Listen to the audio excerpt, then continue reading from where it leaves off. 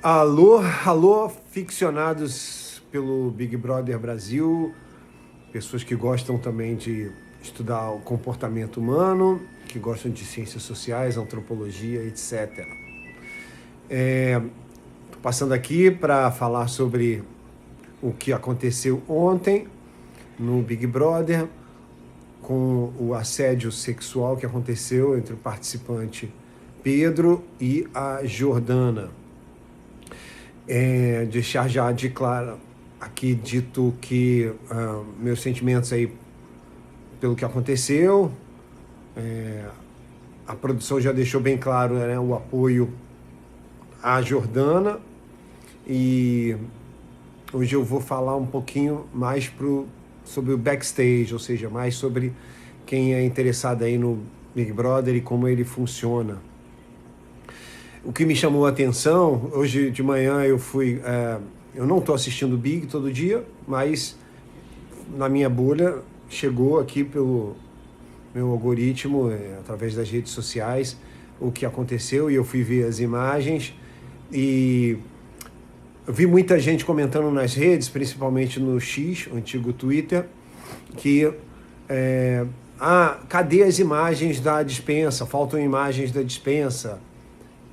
Só porque a imagem que aparece da despensa realmente não é tão esclarecedora do que aconteceu. E também o desenrolar do evento na sequência, ele também não tem imagens tão elucidativas à altura do que aconteceu. Porque, como eu falei antes, eu acho que o valor do Big Brother, ele é isso, para expor a gente, expor os nossos defeitos, principalmente, que é o que mais fica patente, e a gente poder olhar, se corrigir, né? E no caso da captação ali para esse evento, ficou muito claro que faltavam imagens tanto da despensa, quanto faltaram imagens na sequência, logo depois, quando ela vai para o banheiro e depois que vai para o quarto. Primeiro, sobre a dispensa. A dispensa é um ambiente onde normalmente só tem uma câmera, tá? Houve uma ou duas edições, não sei como é que está hoje, que a gente conseguiu colocar mais uma câmera do outro lado da dispensa, exatamente dando a porta, que é a porta de saída e entrada da produção, quando a produção entra ali na despensa para colocar remédios e coisa e tal. E o que me chamou a atenção, e deve ter chamado a atenção talvez de muita gente também, é que a qualidade da imagem que foi ao ar, né, é uma qualidade de qualidade baixa, né? Era uma imagem quase digital, quase pixelada.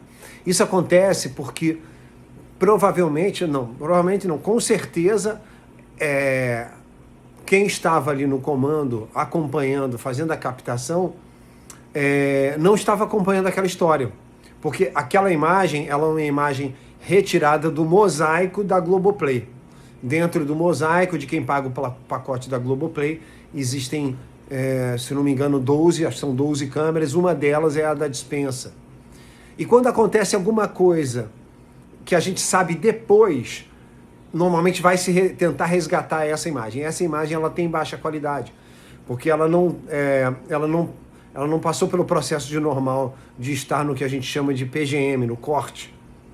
Quando a gente está ali sentado, a gente tem duas possibilidades de história para contar. Isso é papo para depois, para quem tiver interesse, manda direct para a gente conversar.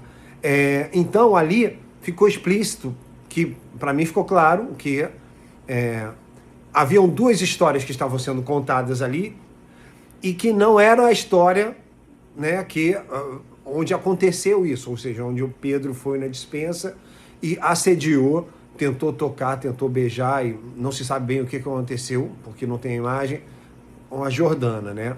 A gente sabe que o que aconteceu na sequência, ali pelo diálogo que há na despensa, e depois todo o desenrolar da trama, que também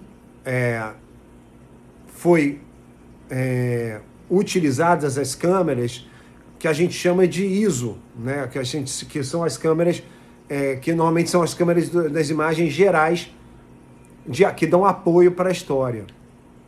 Me chamou a atenção, quando chega no quarto, que não há imagens feitas pelas janelas, né? Ou seja, eu não vi o close da Jordana, eu não vi ela, a gente só vê a pessoa, que eu não sei quem é ainda, que ela está conversando, que está ali botando o sutiã, e a gente não vê a imagem dela. Também fica patente, ou seja, que a história ainda não estava ali, né? Que aquela ISO estava sendo gravada de uma maneira independente, ou não era a história principal.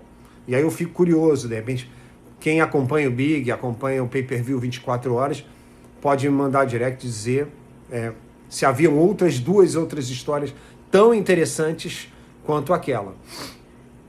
Como eu não estou acompanhando o Big, não posso dizer. Então ficou patente para mim ali, tanto no banheiro, né, que a gente só vê uma câmera, que é uma câmera robô, é uma câmera de cima, não são as câmeras de baixo, que normalmente quando a câmera de baixo está atuando, as câmeras que estão na janela, elas já estão sob um comando da direção, que está ali na hora, orientando, eu quero close de fulano, eu quero close de Beltrano. Então, ali ficou patente. E eu já me solidarizo com quem estava ali na hora, porque é difícil estar nesse momento ali, ou seja, tá responsável por acompanhar as histórias principais, gravar, né, registrar da melhor maneira e entregar para a edição e não ter acompanhado essa história, não ter percebido essa história. E não é uma equipe pequena, é uma equipe passa por muita gente, né? A decisão é com a direção, né, que era o papel que eu fazia, é a direção no switcher. E esse horário é um horário normalmente colocado um horário que não é VIP, né? Porque me pareceu que era o horário da manhã, pela movimentação das pessoas de manhã ali no banheiro. Ou era de manhã, ou era antes de evento. Ela querendo arranjar o Baby Bliss para arrumar o cabelo. São horários que não tem... equivocadamente, às vezes não são os horários VIPs, né, onde as pessoas que trabalham na minha área querem fazer. Eu gostava muito de fazer o horário da manhã, exatamente porque são esses horários onde parece que nada está acontecendo, mas o caldo está fervendo ali por baixo. E a gente viu na edição, aí eu fui ver a edição de ontem, domingo, e a maior parte das coisas que aconteceram lá, de mais interessantes, foram no horário do dia, né? Foi a questão da xepa, foi a prova, né? O diálogo lá da prova do anjo, foi a entrada dos participantes novos e foi o principal, né? A infeliz cena de assédio, que eu acho que é o valor do Big, né?